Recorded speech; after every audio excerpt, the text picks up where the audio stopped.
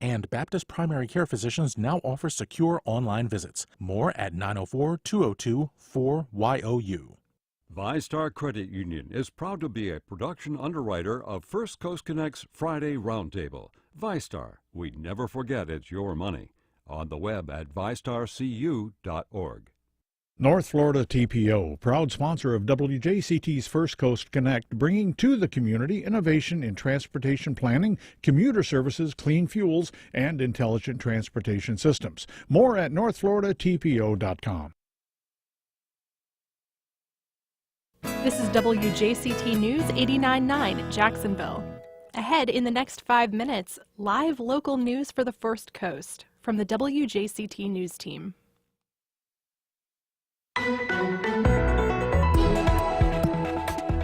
It's the biggest stories from the week. I'm Melissa Ross, and just ahead this hour on First Coast Connect, we'll take a look back at the week's top stories with our Friday Media Roundtable. Controversy over the Lot J deal, we'll tell you the latest. A big honor for Duval's school superintendent, Dr. Diana Green, and a clash over getting a chief resiliency officer for the city. Then later. Well, it all started because of my love for music. After 40 years in the music world, Jacksonville honors local legend Ray Lewis. We'll tell you about this weekend's special tribute. All of that and more is just ahead.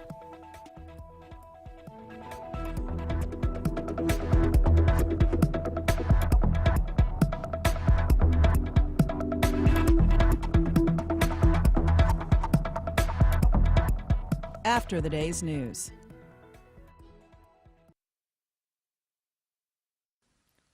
Live from NPR News, I'm Corva Coleman. The Labor Department has released discouraging news about employment in the U.S. during November. The agency says only 245,000 new jobs were created last month. That's lower than economists had expected, and it's a sharp slowdown from October's news. The reports suggest an economic recovery is stalling. The U.S. continues to set grim records in the pandemic. 2,879 people died of COVID-19 yesterday in the U.S. That daily high record is according to Johns Hopkins University. Federal data shows that Texas has more hospitals that are reporting critical staff shortages than any other state. Texas Public Radio's Dominic Anthony Walsh has more. Of the roughly 580 Texas hospitals that share data with the U.S. Department of Health and Human Services, 138 report immediate critical staffing shortages. Danny Updike, who oversees 2 rural Texas regional hospital networks, says staff are reaching the breaking point. I think our hospitals are doing a tremendous job, but I think if we have the surge after Thanksgiving coming up over the next couple of weeks, or even after around Christmas, I think it could put another burden on them, bigger than what we have right now. This week, for the first time since July, more than 9,000 Texans are hospitalized with COVID-19. For NPR News, I'm Dominic Anthony Walsh in Boerne, Texas. President-elect Joe Biden is offering his support for the $900 billion coronavirus relief package in Congress.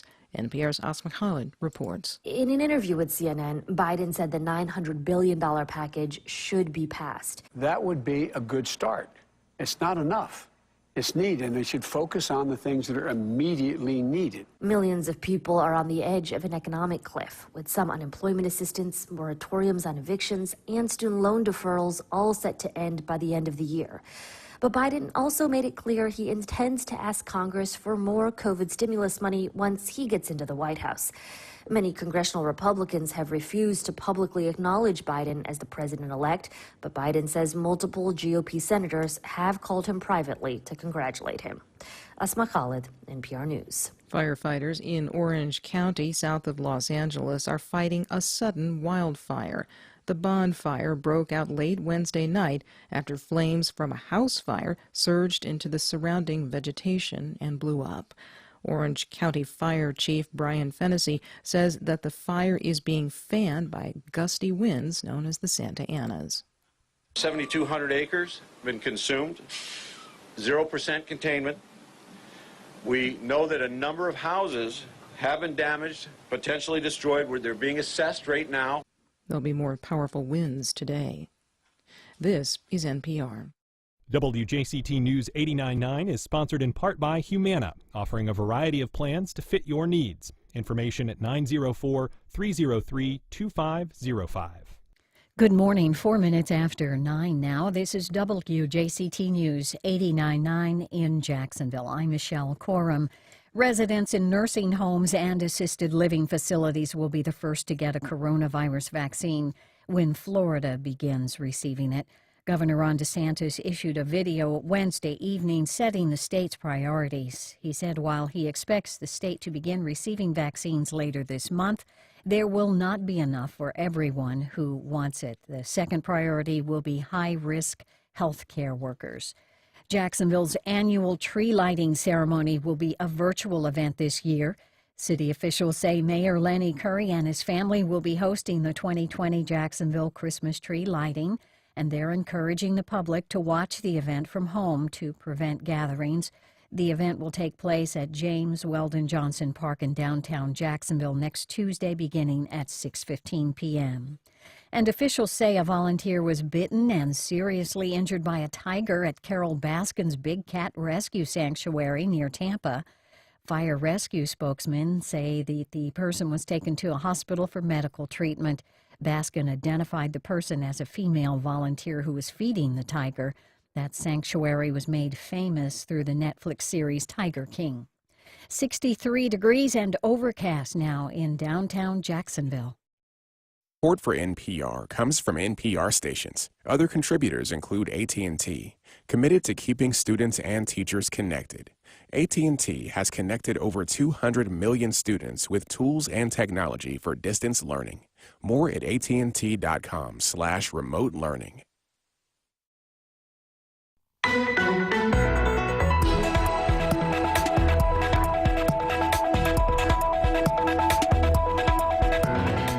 Public outcry and lots of squabbling on city council over that Lot J deal. Duval Superintendent Diana Green named best in the state. And what's it going to take for this city to get serious about resiliency? Some of the stories making headlines this week. Good Friday morning. We're live from Studio 5. I'm Melissa Ross, and this is First Coast Connect. Thanks for listening. Just ahead, all of the top stories of the week with our Friday Roundtable. Already getting your calls. You can join us. It's 549-2937. Then later in the hour, a musical tribute this weekend to local legend Ray Lewis. We'll tell you how you can be part of it. But first, it is Friday, and here to discuss yet another busy week in the news, we welcome Ann Schindler of First Coast News. Hey, Ann. Good morning, Melissa. Always good to have you on the show. Nate Monroe is with us with the Florida Times-Union. Hi, Nate. Hi, Melissa. Writer-journalist Nikisha Williams. Good morning, Nikisha. Hey, Duval. Hey, Duval. And Tim Gibbons, editor of the Jacksonville Business Journal. Hi, Tim. Good to be here. So good to have all four of you with us. Lots to talk about this week. And in a few minutes, we'll go to all of your calls. The number to join us, 549-2937. But first this hour, a quick update on the pandemic numbers. COVID-19 cases are rising again in Florida, with 10,870 new infections reported just yesterday. That's the most new cases in a single day since July.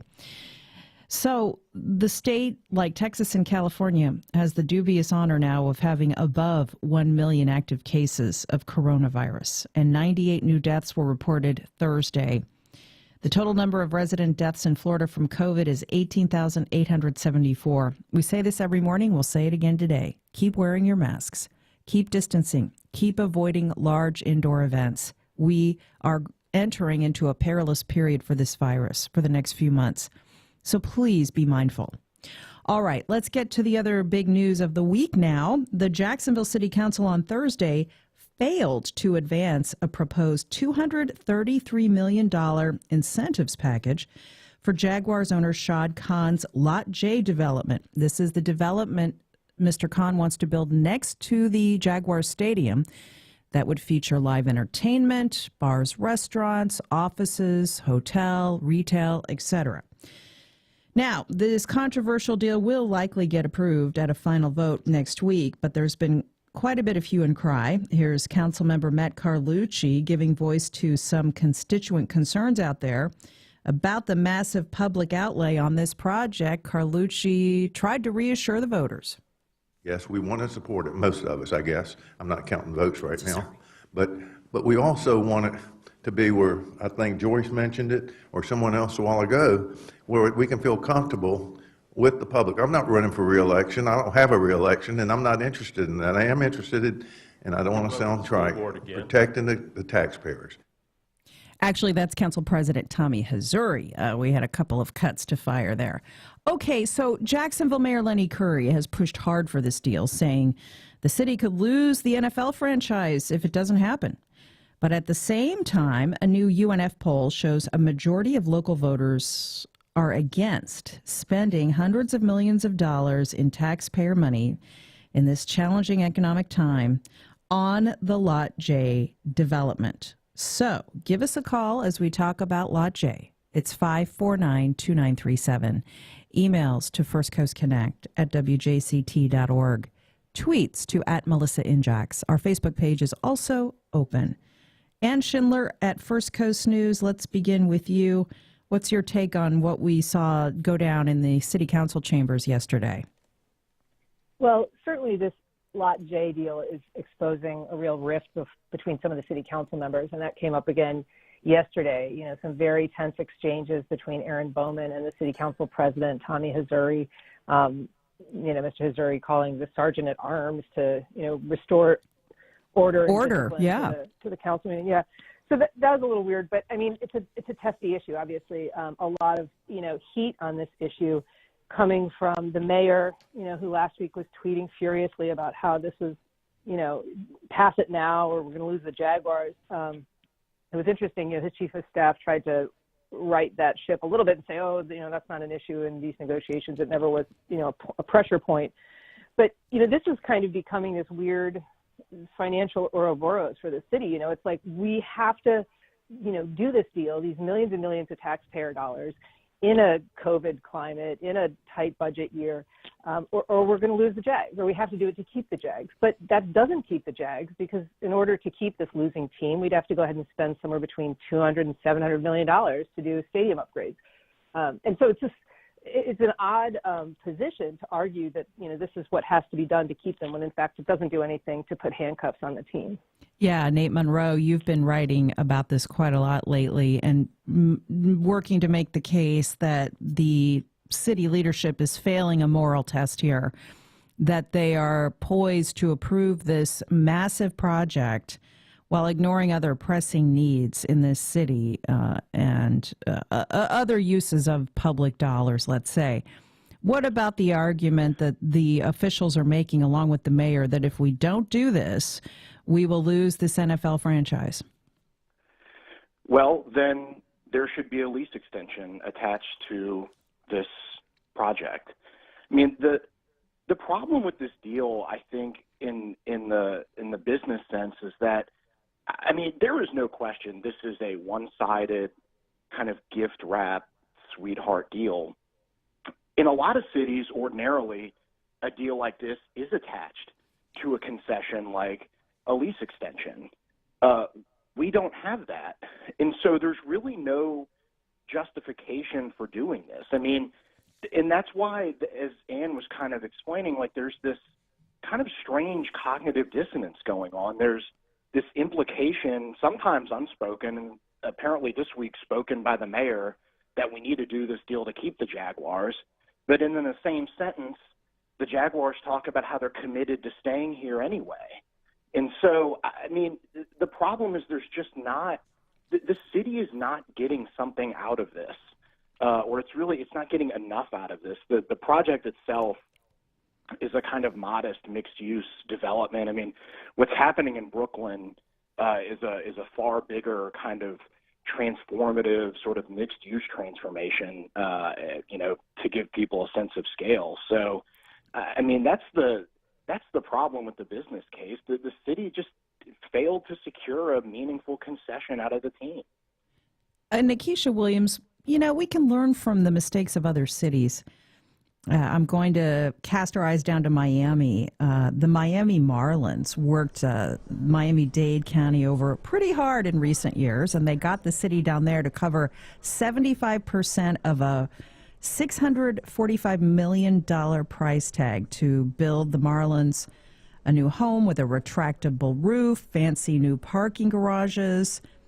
The city didn't really get much out of that deal. And they basically rolled over for the Marlins. Too much controversy down in South Florida. This is so I guess the point I'm getting to is this is not uncommon, what we're seeing play out here in Jacksonville over this Lot J deal.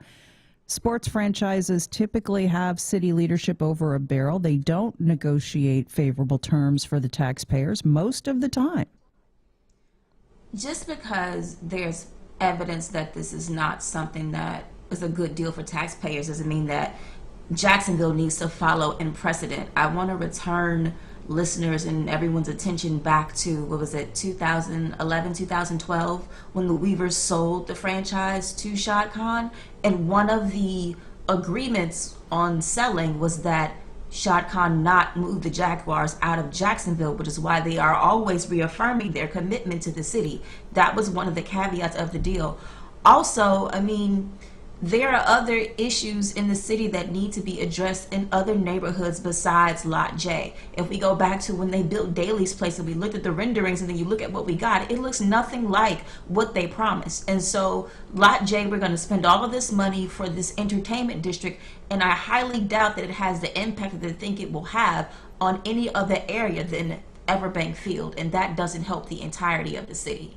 Tim Gibbons, editor of the Jacksonville Business Journal. It is remarkable to look at this whole deal through the prism of the fact that both the mayor and the majority of the city council identify as conservative Republicans, and they tend to insist on robust returns on investment for public expenditures, right? One of the reasons Florida didn't get light rail when Rick Scott was governor was because he said that he couldn't identify a solid ROI on that expenditure. So we're hearing from the city council auditor's office that the ROI for this is 44 cents on the dollar. That doesn't seem like a very robust return on investment. Shouldn't the city leadership be forced to justify this in a more concrete way? Not saying not to do the deal, but at least show in black and white how we will benefit.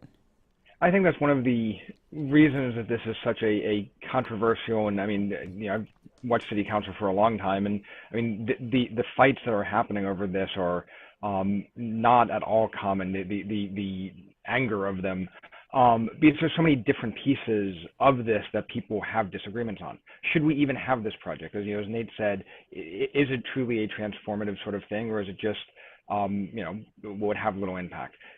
That's even separate from the funding, which is separate from the process of getting to it. So the push by city council now to take more time doesn't say the deal is dead. It just says, basically, give us until next year to look it over.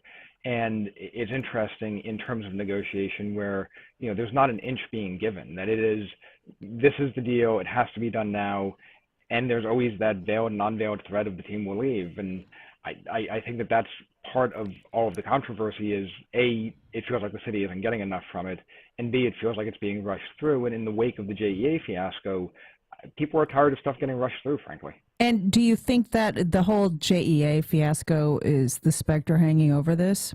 Because that fell apart so spectacularly, City Hall really is feeling the heat now to get a win on their books? If this is a win, I'm not sure what a loss would be.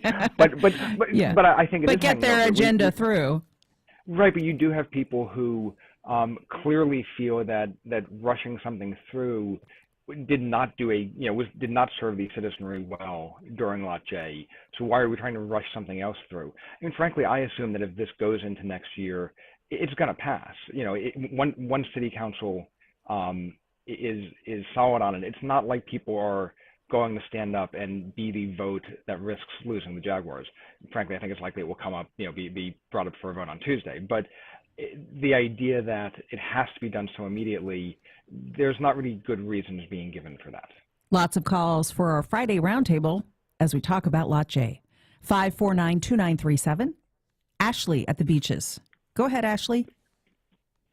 My comment was, why are we so worried about losing the Jags? They're not even like a winning team. So am I missing on some grand scheme that they're going to start winning and somehow make money? I just don't understand what the worry is about losing the Jags. Okay. Ann Schindler, that UNF poll that was released yesterday found that a minority of people in this city think it's very important to keep an NFL team here. That said, certainly, as Tim pointed out, no one in public office wants to be tagged as the person responsible for losing an NFL franchise. Right. I mean, which is kind of how we got them in the first place, is nobody wanted to be the person that turned down getting an NFL franchise, despite the fact that that deal was hugely lopsided as well. So the question of the team's performance, I mean, that matters to fans, certainly, but and I'm not a football fan in any respect, but I would argue that there's a lot of intangibles that come with having an NFL team, obviously, that don't have anything to do with whether they're winning or losing. I mean, there's a certain amount of prestige. It kind of puts the city's location on the map in a way that it had not been heretofore. But, this is a money issue. And, like Tim said, I mean, the idea that we would push this through without doing an economic feasibility study, it's like, that's curious. I mean, there's really no other example I can think of spending that kind of money, except maybe JEA, right? Which I'm thinking perhaps the Times Union hasn't even gotten its public records request on lot day yet. So maybe putting the brakes on until, that point would be helpful, seeing as what a couple months added to the JEA timetable in terms of what we knew and what the implications were. Rusty on the west side. Go ahead, Rusty. Thanks for holding. You're on the air. Melissa Ross, magistrate in the court of public opinion. I need judicial robes. I don't think those would fit me very well, though. But go ahead, Rusty. Yeah, I believe Ann just said it's a money thing. Gosh, it sure is. So what is preventing us?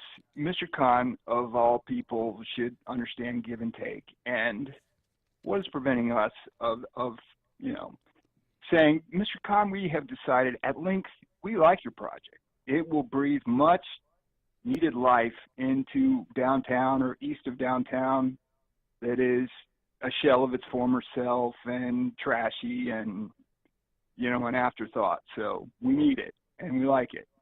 However, these are our terms, and then we just start working the terms, like the interest rate, the, length of repayment, how much money we put up, how much money you put up, no different than buying a bungalow in Riverside. All right? Yeah. A buddy of mine had an interesting thought is, Mr. Khan, we will deed you the parcel, which is the stadium. It's yours, but you have to commit to at least 25 years of the Jaguars, to whom we're loyal, and we're ride or die if they never win another game in their career. I'll take it off the air. Thanks, Rusty. Nate, the fact that they can at least force a commitment to a lease extension, I think, is sticking in the craw of a lot of fans out there.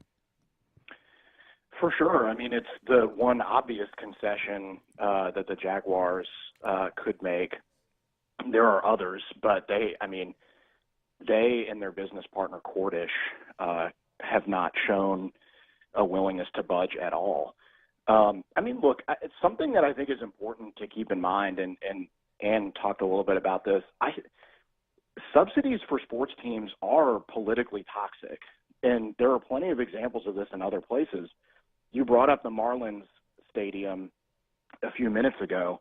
One of the commissioners who was the most vocal and led opposition to funding that was Carlos Jimenez. He then became the mayor of Miami-Dade and is now a member of Congress representing Miami-Dade. Opposition to these things does not kill political careers. And I think because voters do separate these issues out, there are plenty of people who think it's great to have an NFL team, but also that the city should not plunder its treasury to, sort of build, these Taj Mahals. It just is a controversial issue. Yeah, Nikisha, there's no shortage of people around town eyeing a run for mayor in a couple of years. There is political space here for one of those folks to get out in front on this issue and be that voice of opposition. I think Nate is right. I think there is a constituency out there for that. I think there is a very large constituency out there for that. And I think that if a council member would be so brave to stick to their guns and stick to their point of why they are opposed to such a deal and giving out these corporate subsidies to this $1 billion NFL franchise owner, and really make a case that, that money could be better spent, or if we do this deal, we should get something more out of it, at least a commitment agreement, economic feasibility study, a commitment to improving the neighborhoods around TIAA Bank Field. I think that is feasible, and you can make a case off of that and a successful run for mayor if you so choose. Lots of emails and tweets, Facebook comments about the Lot J deal. Kelsey emails the show. I think the city and the mayor should be more focused on developing the North Side, Moncrief, and other areas with high crime and poverty instead of subsidizing a billionaire's pet project. Ed emails the show. Miami has the Heat and the Dolphins. Orlando has theme parks. Jacksonville needs the Jaguars. It attracts business to our area, he says. And on Twitter from Kevin, the mayor frames this as, do we want to be an NFL city, even though he's presented no evidence that being one is worth the coming tripart $1 billion ask of taxpayers. Instead, we should be saying, why is council negotiating with a hostage taker? All right, let's go to Mark in Orange Park. Hi, Mark. Good morning. Hey, good morning.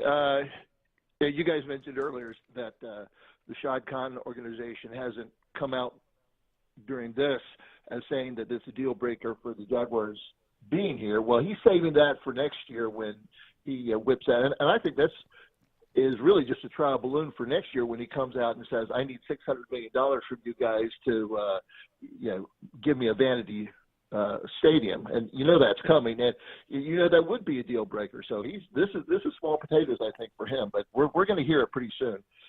My question was, do any of our city councilmen, when they hear something, when they get a knock from when evil minions work for Shad Khan and say, we need $100 million for this or $20 million for stadium improvement, do they ever begin to think this isn't a good idea, or we're going to say no, or does that possibility even cross their minds, I wonder? Mark, thanks for that. Okay, a couple of points there. Tim Gibbons, he first points out that the Jaguars are going to come back to the city and ask for a lot of money for stadium upgrades. That is definitely... But they'll be the shipyards first. Don't jump ahead. Yeah. As if we can afford it all. But what about his other point that, unless there's just overwhelming public outcry, I think there's a pretty strong perception that our elected representatives do not really pay attention to the sentiments of their constituents. That's true in this city, and that's true for the Florida legislature, too, by the way. But that's another kettle of fish. But what about that frustration that a lot of voters have? And I think that frustration is real. And you go back to a number of things going through city council where people don't feel that their voices are being heard.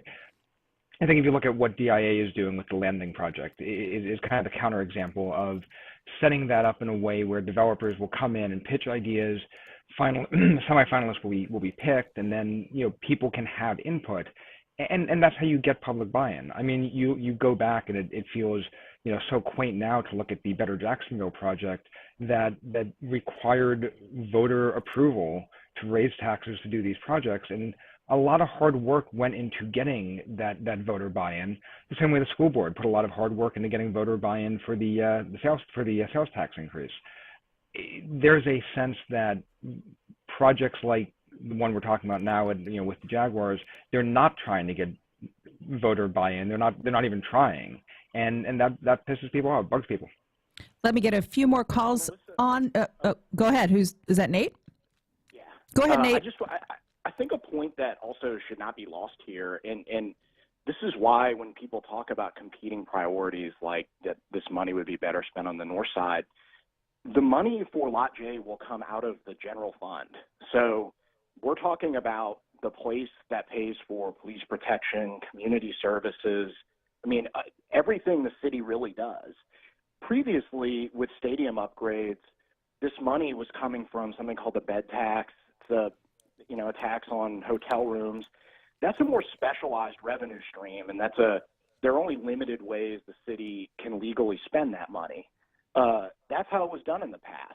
And so by proposing what they've done here and by kind of putting the general fund into it, I mean, this is a major escalation in the city's support for Shad Khan. And it does, I mean, whatever the city officials might say about it, every dollar that goes to Lot J is a dollar that could go to some other city service.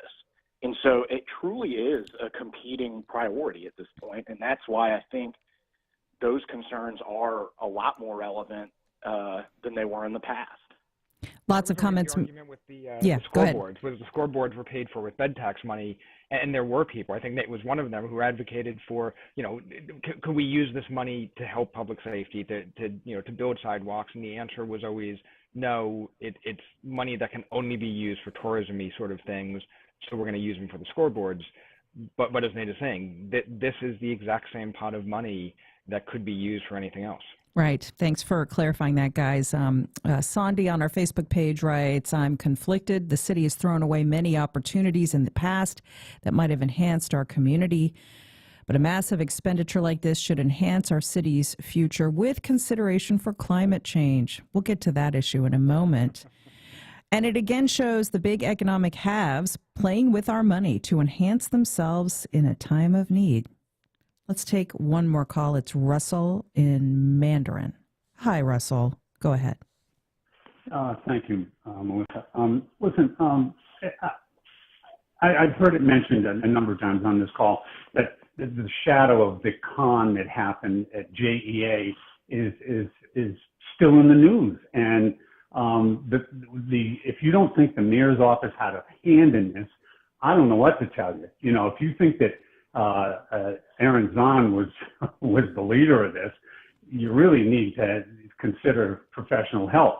This guy was just a front man.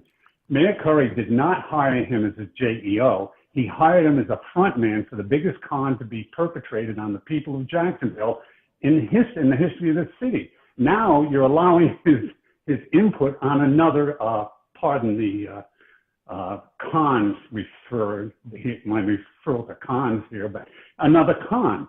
And con is a con. He's already started to move home games to another country, right? I mean, NFL games have been played in England before. He played one there. This year he wanted to play two. How about next year he wants to do 3 and then 4? Look, he does not want to stay in Jacksonville. He's going to take whatever deal puts the most money in his pocket. And building a 5-star White Elephant Hotel in downtown is going to be the biggest mistake that this city has ever had. If you want an option to this, what you do is you take 2 cruise ships, maybe a Carnival and another one, so there's some kind of a rivalry here. Tie them up downtown, and turn them into the big hotels and everything that this city will need. That'll generate the You mean like they did during the Super Bowl, Russell?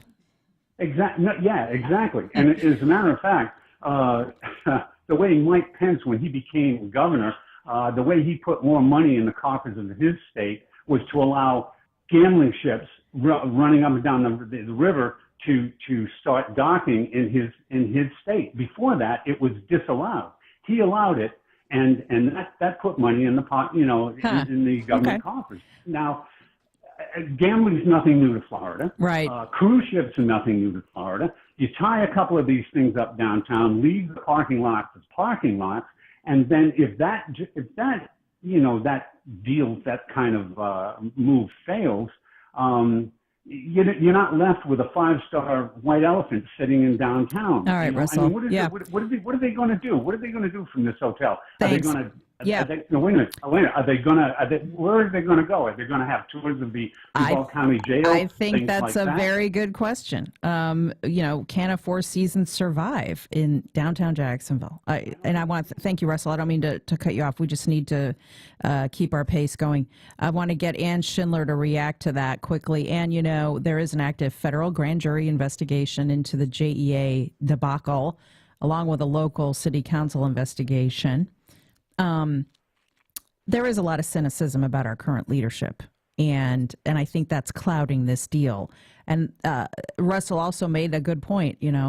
Can a 5-star Four Seasons hotel make it when they can't keep occupancy high for the hotels that we have downtown? Can all this fly? Yeah, I think it's interesting. He kind of has this pitch he's making about the cruise ships, but it kind of speaks to the point that there's a lot of people with ideas out there about how to revitalize downtown, or who would love to have a business deal with the city, paying half of it to bring in their vision, which isn't being offered. Instead, we're going to pay to clean up this incredibly polluted property, which the city had promised never to touch, and capped it so that it wouldn't have to deal with it. Now we're going to uncap it and clean it up. But not the shipyards, which is on the river, which presumably would be a somewhat more valuable return on investment for the city, to have a clean riverfront like the shipyards as opposed to a clean parking lot like Lot J. But again, the city hasn't offered those sorts of terms to anybody else, to any other vision, to any other development. And so we're locked in with this one deal that was negotiated behind closed doors with terms that are really not favorable to taxpayers. If you're just tuning in, it's our Friday Media Roundtable, where we break down the biggest stories of the week with Ann Schindler, Nate Monroe, Nikisha Williams, Tim Gibbons, and yours truly. We are going to move on now and discuss two other big stories from the week. The number to join us, 549-2937. And also making headlines this week, a well-deserved honor for Dr. Diana Green. The Duval County Superintendent has been named the best in Florida.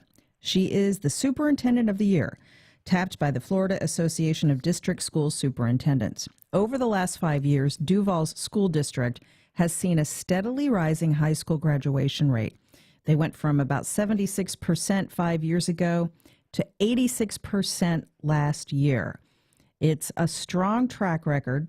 Nate Monroe, it's really remarkable to see how this has played out because, as you've been commenting about in the paper, Dr. Green faced a solid wall of opposition and even people trying to dig up opposition research on her as she tried to pass a very popular initiative, this half-cent sales tax referendum for schools. It finally went through after the mayor and others threw up every roadblock possible to delay it, muddy the waters around it. And so now Green wins this big honor and gets a congratulatory tweet from the mayor. I think I called it one of the most shameless things I've seen in my time in Jacksonville, and I think that's I stand by that today. It's stunning. The reason that, or one of the big reasons she deserves this award is purely because she stared the mayor's office and his little cronies down when she was pushing for a sales tax last year. She took the city to court. She defeated the city in court, and ultimately got the sales tax passed. Those are, greatly to her credit. What she pulled off, is pretty rare in the city, and she maintained the support of her elected school board the entire time. It was an impressive feat, and she has proven herself to be a very strong leader. Yeah, she has emerged quite definitively, Nikisha. The thing about school superintendents, though, that we know is that they don't stay around. Their tenure is usually 3 to 5 years in large districts. So it wouldn't be at all surprising to see Dr. Green leave in the next year or two. That said, we can all take a moment to appreciate that the Duval County Public Schools, under challenging circumstances, are doing much better. There are so many great schools in this community. And so what are your thoughts about that positive news? Simply said, we love to see it. She came in after Dr. Nikolai Vitti left to go back to his hometown of Detroit. She came in, noticed the situation that was happening with the failing and the crumbling schools, and kind of spearheaded that mission of consolidation and making sure that these schools have a plan in place so that they can recover and improve for not just the sake of the school, but the sake of the students who attend. She stared down the mayor, took him to court to get the sales tax, because who really argues against improving schools for millions, for kids across the county? Only our mayor, only in Jacksonville, and that's stupid. But she did what she had to do. She made it work. She's been very upfront and open and transparent about some of the violence that has happened in the schools and around the schools and associated with the schools, and has tried to put in more measures in place to make it more safe. She's had a very firm and transparent handling of reopening Duval County schools when it comes to the pandemic. And so if she does leave for a better opportunity elsewhere, we will hate to have her go, but we can't deny what she's done. Yeah, and Tim Gibbons, this is an economic story as well, because as you report on all the time, when businesses try to lure talent here or even put a headquarters here, they have to first check out a number of benchmarks for a city, and the school district is always at or near the top of the list. So we are seeing big improvements in our school district's reputation for Duval. Yeah, that was one reason why the Business Journal editorially supported the sales tax increase. Was you talk to business owners and we need to have a good school district if we're going to get companies here. Frankly, we need a good school district if we're going to get the future workforce to grow. Other politicians like the idea of having their kids stay in town. You always hear I don't want my kid to grow up and graduate and leave. If we train students to have the skills they need for the workforce of the future, there's a better chance. There's a better chance that they will stay here. Yeah. Okay. And I want to talk about another big story from the week with the four of you in the time that we have left. It's a simple question, or it should be. Why can't this city get its act together and get serious about resiliency? We are a coastal city. We are in Florida. We are way behind the curve in getting our act together on this.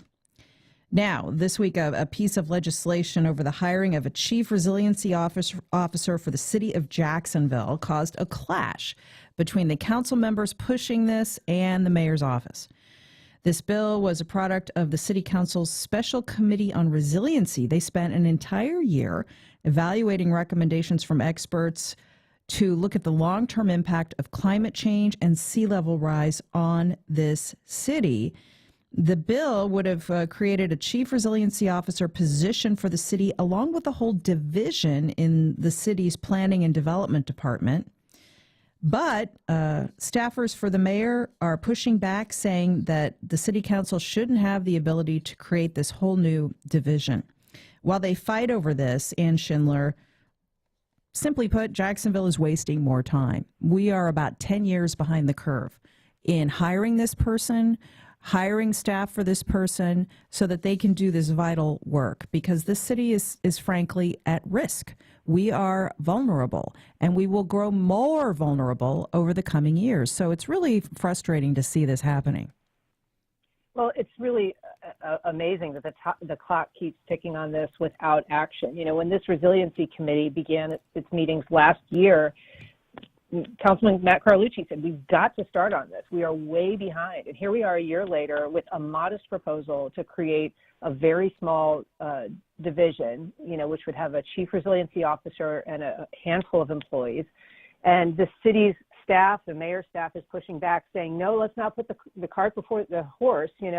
We need to have an officer in place 6 months to come up with an agenda. Well, the resiliency committee established an agenda, and there is a backlog of things the city knows it needs to do and has to get working on that an officer alone can't do without staff and without assistance.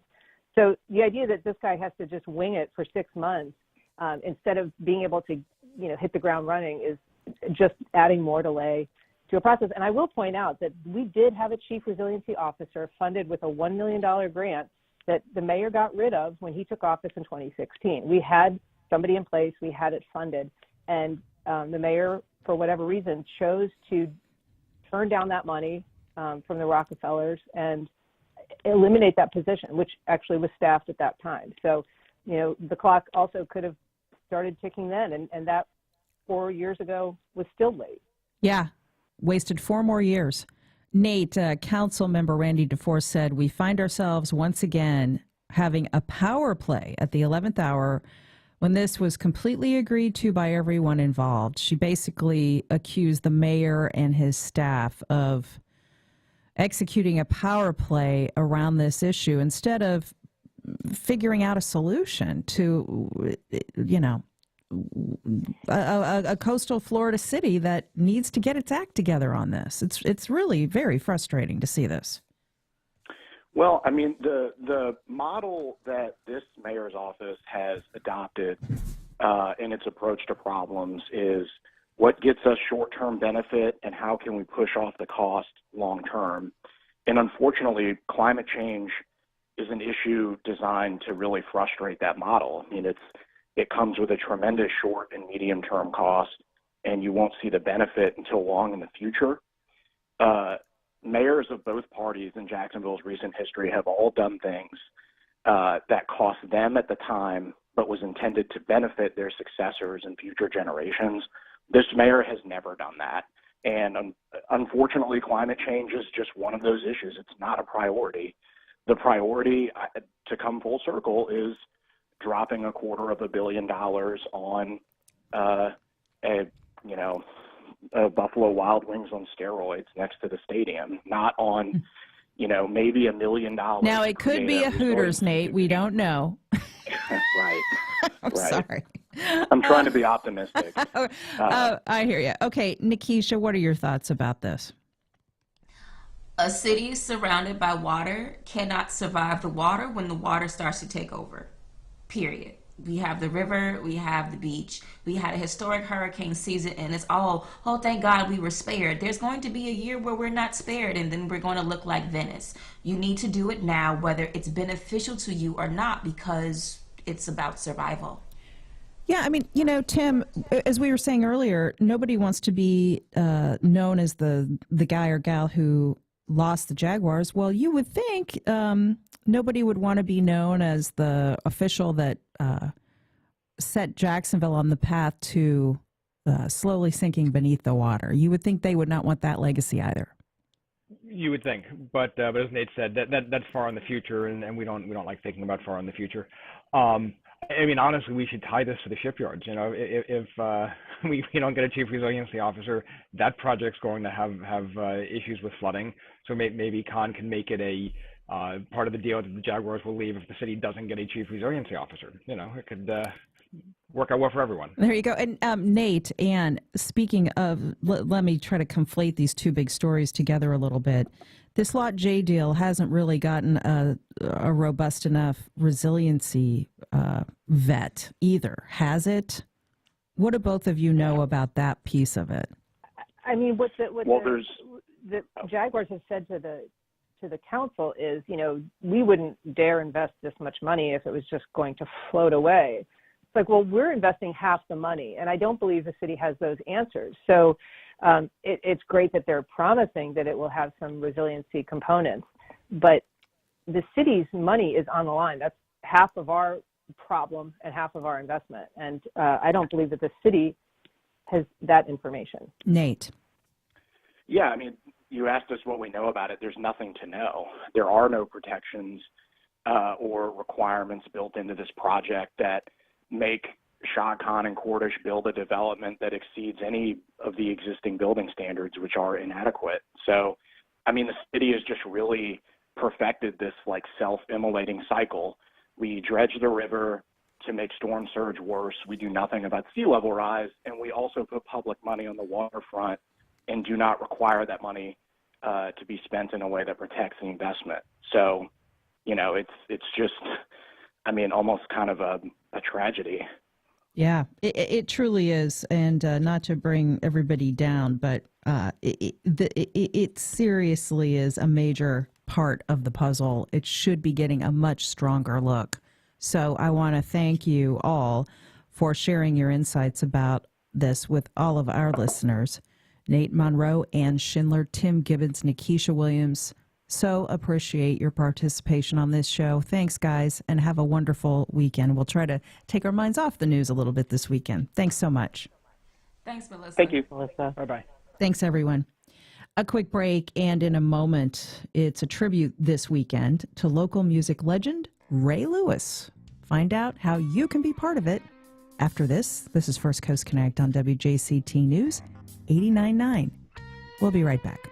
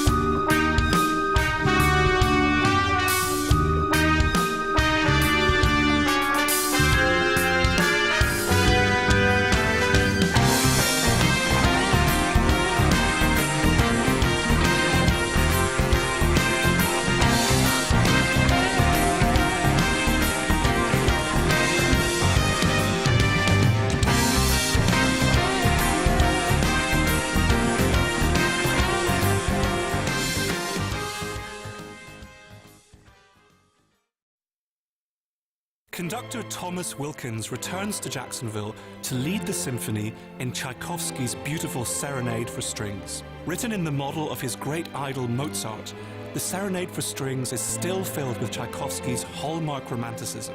The images it projects are rich, deep, abstract, and enduring. The program also features Poulenc's wonderful Sinfonietta, December 4th and 5th in physically distanced Jacoby Symphony Hall. For tickets and information, visit jacksymphony.org. Wayne Hogan of the Terrell Hogan Law Firm. I'm Wayne Hogan. Holiday shopping at thrift stores and yard sales can save money, but some secondhand items for kids may have been recalled for defects. Our website has links to help avoid dangerous toys. More at terrellhogan.com. Iberia Bank, a division of First Horizon, backed by over 156 years of experience and history. Iberia Bank is proud to support WJCT's educational and cultural programming, with locations throughout Florida or online at iberiabank.com. Member FDIC.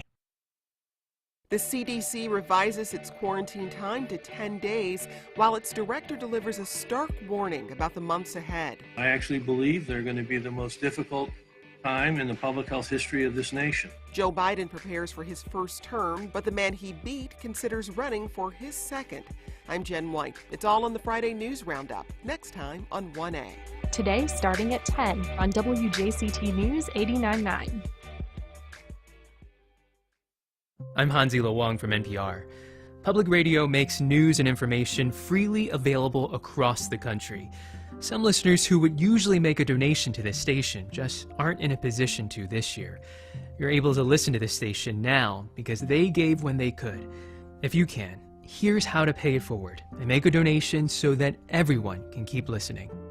Please call 353-9528 or visit wjct.org.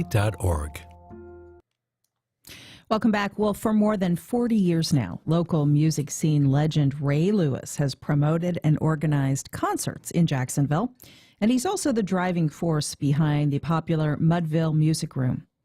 Well, Ray is retiring soon, and this weekend, the local musical community is giving him a tribute, a series of free outdoor concerts in Murray Hill. For more, I spoke with Ray and event organizer Darren Ronan. Take a listen. Ray, Darren, good to talk to you both. Thanks for being with us. Thanks for having us. Well, Ray, let's start with you. Lots of love in the community for you and everything you've contributed to the music business and the local music scene. So what are your thoughts as everybody gets ready for this big appreciation concert in your name? I'm pleased to be talking to you this morning because that radio station, that studio has been great support for me for many, many years. Sure. Yeah. And, but there are lots of other people and organizations that have supported what you've done at the Mudville Listening Room and other places around town, too. It's a vibrant music scene in this community, and you've been a big part of it. What do you love most about all of the work that you've done here through the years? Well, it all started because of my love for music. I started out with environmental activities, and then when the Earth Week celebration was brought out to UNF, and I took over the celebration out there in '79 and had Melanie as a guest, and in '80 out there had Riders in the Sky as a guest, along with a lot of great local entertainers, and so that was just the start of my involvement there. Yeah, producing headliners, producing a songwriters circle in this community, creating a listening room. There's been a lot that you've done through the decades. Countless musicians locally and around the country have benefited from what you've created. And so it's exciting to see all that love going back to you. 40 years of producing concerts in Jacksonville. They're going to celebrate your birthday, too. Darren, this is all happening outdoors at the Murray Hill Theater Sunday. So tell us how this all came together. Well, when I heard that Ray was going to stop doing the shows, I just thought for somebody who's done so much for the musicians for so long in this city that we could at least give him, one afternoon of appreciation. So we wanted to do it at the Mudville initially But of course, because of the COVID, we didn't want to create a spreader event indoors. And so Tony over at the Murray Hill Theater very graciously is allowing us to use his parking lot so we can spread out outdoors and still make it happen. And what's on the agenda? What kind of music are we going to be hearing?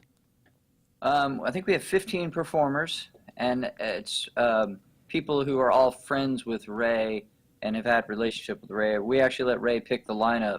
I think we have Mike Shackelford, Arvid Smith, a lot of the best musicians in the city. Mm-hmm. And I think you were coming from out of town as well. So. That's great. So, Ray, that's going to be a great event. And as you retire from the music business, what's your advice for bands and musicians trying to make it today, particularly right now, where it's a challenging time for live music? Well, the biggest thing now, I guess, is to be patient. And speaking of being patient, and people are concerned about music ending, well, there's a group of people coming in. They're going to take over the Mudville Music Room and start a series with their calendar in February. And they, along with the owner of Mudville, are going to call it Ray's Listening Room, which is a big honor. Oh, that's great. They're going to continue basically like the same type of music I've been bringing into town.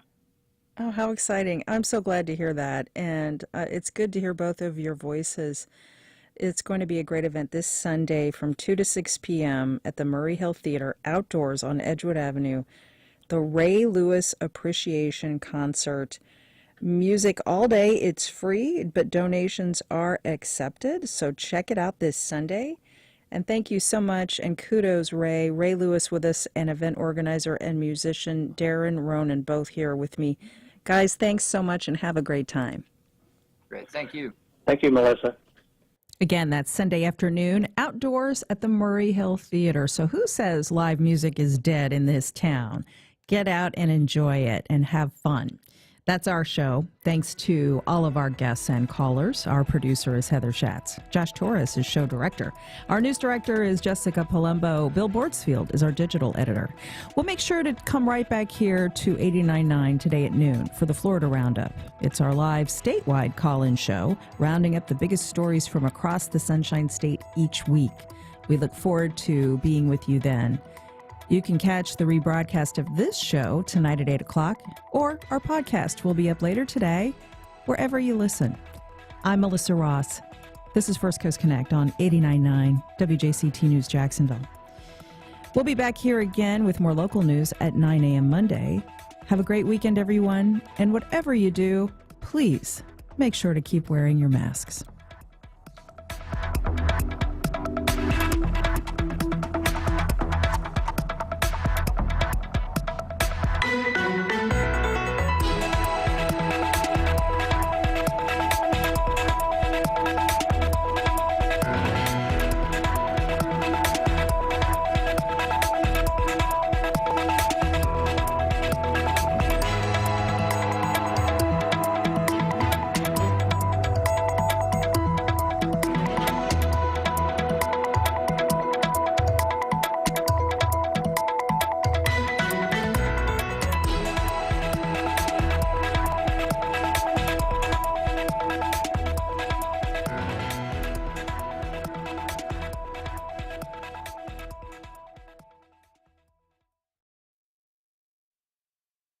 Support for First Coast Connect is provided by Baptist Health and the North Florida TPO.